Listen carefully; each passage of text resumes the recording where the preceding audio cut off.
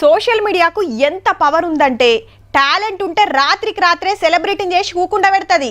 అట్లనే ఏండ్ల కమానం మంచి పేరు సంపాదించుకున్నోళ్ళను ఒక్క వీడియోతోని ఎక్కడికో నూకేస్తుంది.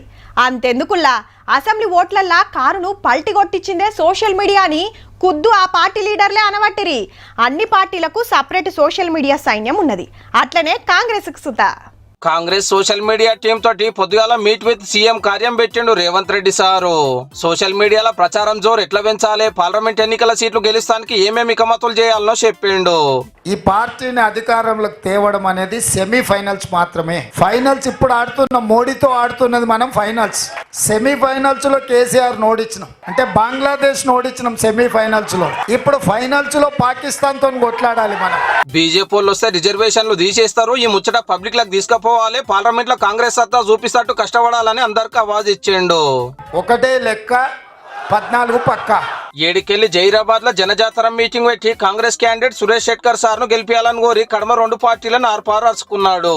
ఈ దేశంలో రిజర్వేషన్లు ఉంటే దళితులు గిరిజనులు హక్కులు అడుగుతారు, అధికారంలో భాగం అడుగుతారు. ఇక తమ చేతిలో ఈ దేశం ఉండదు, ఈ దేశ సంపద ఉండదు అని బ్రిటిష్ వాళ్ళ లాగా తయారైనరు. నిన్న మన బీజేపీ ఆయన ఒక ఆయన పెళ్లిలో కలిసి నవ్వుకుంటా చెప్తున్నాడు, అన్నా మాది బీజేపీ అంటే భారతీయ జనతా పార్టీ కాదు, బ్రిటిష్ జనతా పార్టీ.